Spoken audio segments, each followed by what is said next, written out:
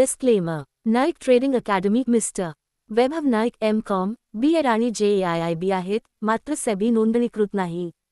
हा व्हिडिओ फक्त शैक्षणिक आणि माहिती देण्याच्या उद्देशाने तयार केलेला आहे आणि कोणताही गुंतवणूक सल्ला देत नाही.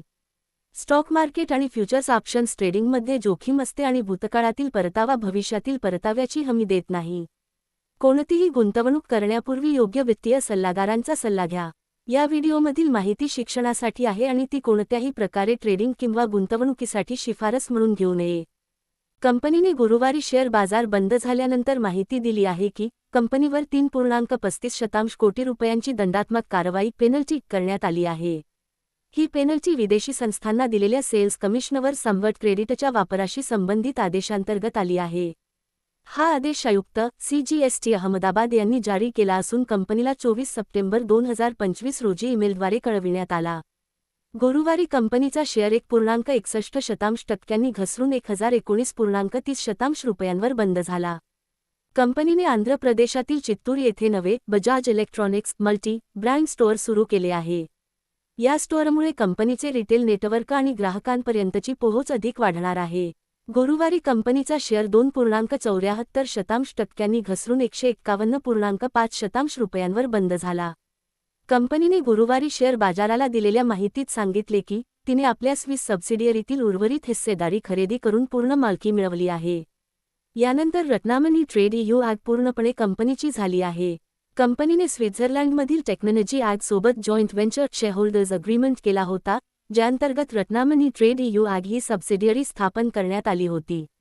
यापूर्वी 18 डिसेंबर 2024 रोजी कंपनीने माहिती दिली होती की तिने 60,000 शेअर्स प्रत्येकी €10 सबस्क्राईब करून 6 लाख युरोची भरपाई केली होती, जे रत्नामनी ट्रेड EU ॲगच्या जारी, सबस्क्राईब्ड आणि पेड अप शेअर कॅपिटलच्या 60% इतके होते.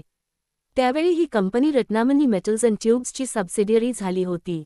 NTPCने नोक सोलार प्रोजेक्टमधील 167 मेगावॅट MW क्षमतेच्या युनिटचे व्यावसायिक संचालन कमर्शियल ऑपरेशन सुरू झाल्याची घोषणा केली आहे. कंपनीने सांगितले की राजस्थानातील NTPCचा नोक solar PV project plot 1, 245 megawatt पैकी एकूण 245 मेगावॅट क्षमतेपैकी 167 मेगावॅट यशस्वीरित्या कमिशनिंग केल्यानंतर 26 सप्टेंबर 2025 पासून व्यावसायिक संचालनासाठी घोषित करण्यात आला आहे.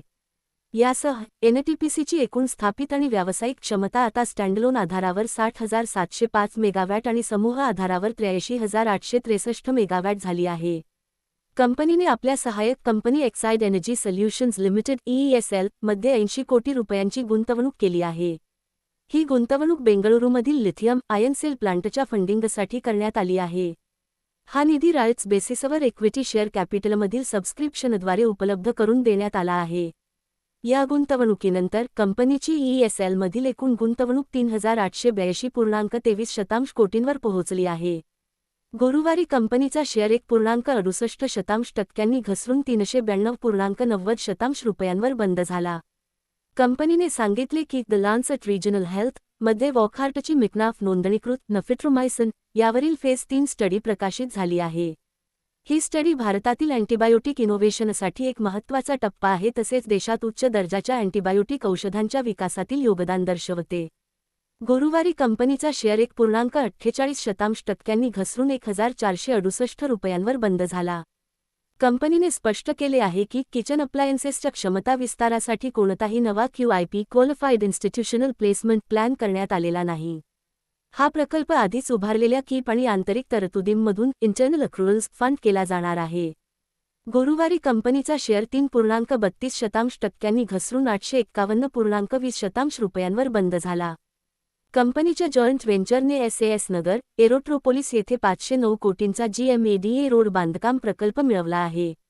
एक्सचेंजला दिलेल्या माहितीनुसार CIL JSP पिझो सीगल इंडिया लिमिटेड CIL आणि JSP projects PVT limited JSP PPL यांचा संयुक्त प्रकल्प आहे. CIL कडे 80% तर JSP PPL कडे 20% हिस्सेदारी आहे. यांना 24 सप्टेंबर 2025 रोजी greater Mohali area development authority GMADA कडून लेटर ऑफ अवॉर्ड प्राप्त झाला आहे. गुरुवारी कंपनीचा शेअर 0.71% वाढून 273 रुपयांवर बंद झाला. कंपनीने महाराष्ट्रातील अमदोशी येथे 70,000 TPA क्षमतेचा ABS प्लांट सुरू केला असून या प्लांटमध्ये उत्पादनालाही सुरुवात झाली आहे. गुरुवारी कंपनीचा शेअर 1.52% घसरून 847.5 रुपयांवर बंद झाला.